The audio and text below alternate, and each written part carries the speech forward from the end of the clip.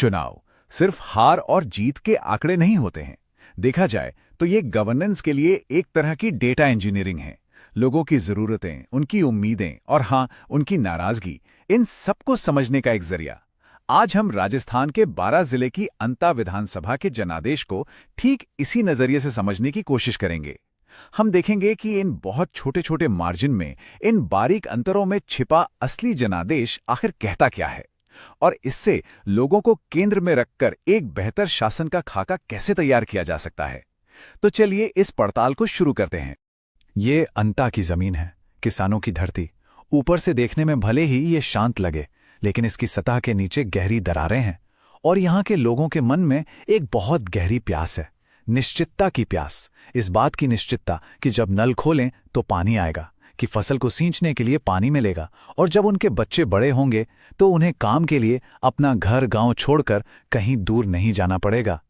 ये पूरी कहानी दरअसल इसी निश्चितता की तलाश की कहानी है। तो इस जमीन की नब्ज क्या बताती है? देखिए, यहाँ की सबसे बड़ी और कड़वी सच्चाई है पानी का गहरा संकट। कई बार तो ऐसा होता है कि लोगों को 6-6 दिन तक पीने का साफ पानी नहीं मिलता। खेती का संकट तो जैसे यहाँ की जिंदगी का हिस्सा ही बन गया है। और इन सब के बीच युवाओं के सामने एक बड़ा सवाल खड़ा है अपने भविष्य को लेके, क्योंकि अपने ही इलाके में उनके लिए मौके नहीं हैं। तो ये जो कहानी है, ये यहाँ के लोगों के सब्र और उनकी बहुत गहरी शिकायतों की कहानी है, जिसे चुनावी आंकड़े हमें सुना रहे हैं। तो आगे हम इस पूरी तस्वीर को कैसे समझेंगे? सबसे पहले हम उस चुनाव को देखेंगे जहां फैसला बहुत ही कम अंतर से हुआ। फिर हम उस नतीजे के पीछे की असली वजहों को कुरेदेंगे। इसके बाद हम देखेंगे कि कैसे यहां सत्ता का पेंडुलम लगातार घूमता रहा है। फिर हम गवर्नेंस के लिए एक ठोस ढांचे पर बात करेंगे, लोगों की असल प्राथमिकताएं क्या हैं उन्हें जानेंगे, और आखिर में भविष्य के लिए एक विजन पर चर्चा करेंगे।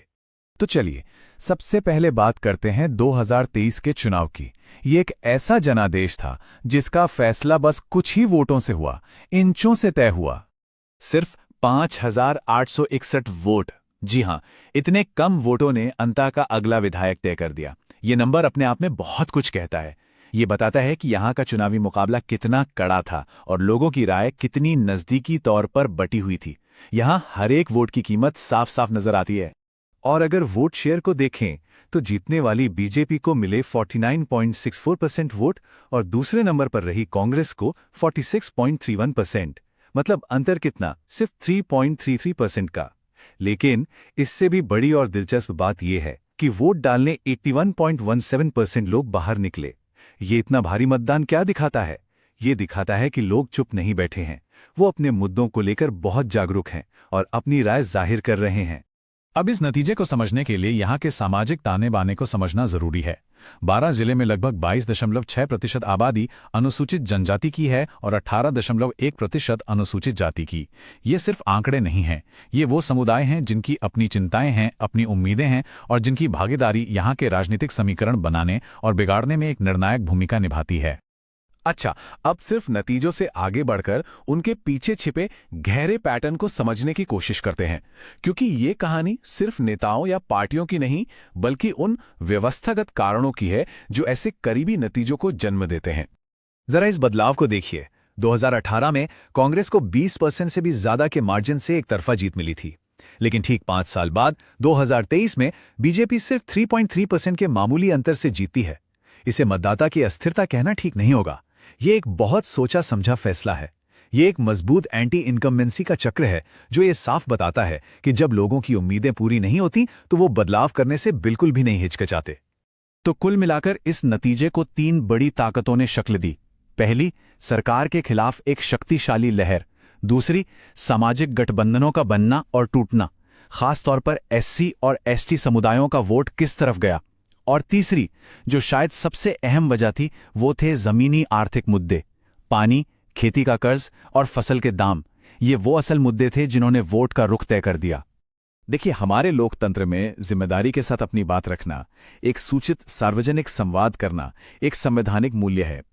यही चीज जवाबदेही तय करती है और हर नागरिक की गरिमा को भी सुनिश्चित करती है। और जब हम लोगों की बात सुनते हैं तो उनकी निजता और सहमति का सम्मान करना एक स्वस्थ लोकतंत्र की पहली शर्त है। इसी संवाद से विश्वास पैदा होता है। चलिए अब थोड़ा और पीछे चलते हैं और अंता के चुनावी इतिहास पर एक नजर डालते हैं। इससे हमें यहाँ के वोटरों के व्यवहार के लंबे पैटर्न को समझने में मदद मिलेगी। देखते हैं कि सत्ता का ये पेंडुलम यहाँ कैसे और क्यों घूमता रहा है।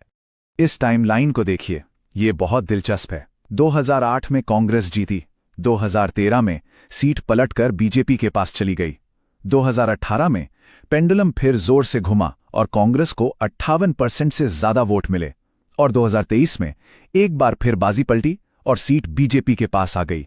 मतलब हर चुनाव में सत्ता बदल रही है, लेकिन एक चीज है जो लगातार बढ़ रही है, वो है वोटिंग प्रतिशत। ये एक बहुत जागरूक वोटर की निशानी है।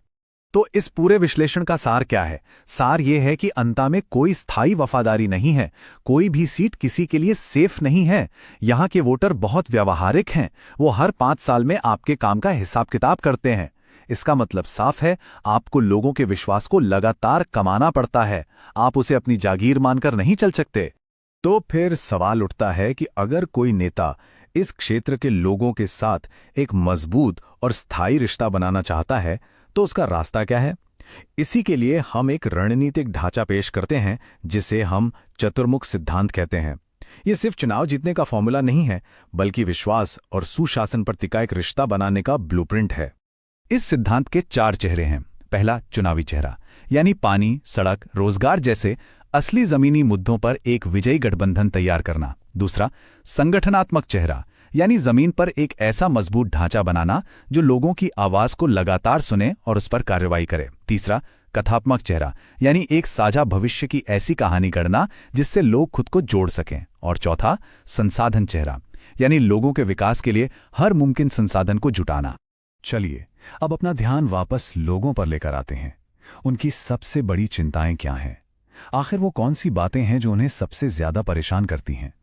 ये एक तरह से उनकी शिकायतों का हीट मैप है जो बताता है कि लोगों के लिए असल में क्या मायने रखता है। इस टेबल को ध्यान से देखिए। किसानों के लिए फसल का संकट, कम दाम और कर्ज सबसे बड़ी चिंता है। इसकी तीव्रता बहुत ज्यादा है। ग्रामीण आबादी के लिए पीने का पानी और खराब सड़कें सबसे बड़े मुद्दे हैं, और युवाओं के लिए बेरोजगारी और अच्छी शिक्षा की कमी। एक जिम्मेदार सरकार के लिए ये सिर्फ एक सर्वे रिपोर्ट नहीं है, ये काम करने की टू डू लिस्ट है। यही उनका असली जनादेश है।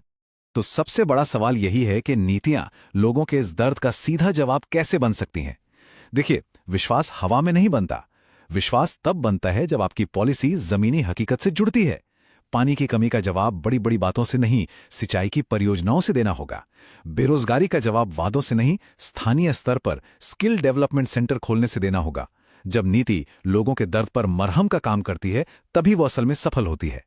आखिर में सच्चा नेतृत्व सिर्फ सत्ता हासिल करना नहीं है, ये सेवा का भाव है। ये हर एक नागरिक की गरिमा, उसके आत्मसम्मान को बनाए रखने के बारे में है। उनकी बात को उनकी सहमति से पूरी जिम्मेदारी के साथ सुनना, उनकी निजता का सम्मान करना, यही लोकतंत्र में सेवा का असली मतलब है। और ये सिर्फ एक नैतिक मूल्य नहीं, बल्कि असरदार शासन की सबसे जरूरी शर्त है। तो अंता के ये आंकड़े, ये पैटर्न, ये हमें क्या सिखाते हैं? ये एक ही सिक्के के 2 पहलू हैं। एक तरफ ये एक चेतावनी है और दूसरी तरफ एक बड़ा अवसर भी। ये एक नई तरह की राजनीति का अवसर है, जहां शासन को पावर नहीं, बल्कि एक पब्लिक सर्विस के तौर पर देखा जाए। हमें ये बात हमेशा याद रखनी होगी कि वोटर का भरोसा एक कर्ज की तरह होता है। ये आपको 5 साल की एक निश्चित अवधि के लिए दिया जाता है और इसे अपने काम से, अपनी परफॉर्मेंस से ही रिन्यू कराना पड़ता है। अंता के बार बार बदलते चुनावी नतीजे इस बात का सबसे बड़ा सबूत हैं कि जब जमीनी मुद्दों को नजरअंदाज किया जाता है तो ये भरोसा टूट जाता है। भविष्य उस शासन का है जिसे हम पब्लिक सर्विस इंजीनियरिंग कह सकते हैं। ये एक लगातार चलने वाला प्रयास है जो लोगों की जरूरतों की रियल टाइम समझ पर आधारित हो। ये राजनीति को सिर्फ नारों से निकालकर असल समाधान की ओर ले जाने का रास्ता है, और यही अंता का वो जनादेश है जो उन बारीक मार्जिन में छिपा हुआ है। अगर आप एक जन केंद्रित नेता बनना चाहते हैं और अपने निर्वाचन क्षेत्र का उत्थान करना चाहते हैं, तो blueprintstrategies.ai से mgr@blueprintstrategies.ai पर संपर्क करें या 08042041602 पर कॉल करें। उद्देश्य राजनीति से परे।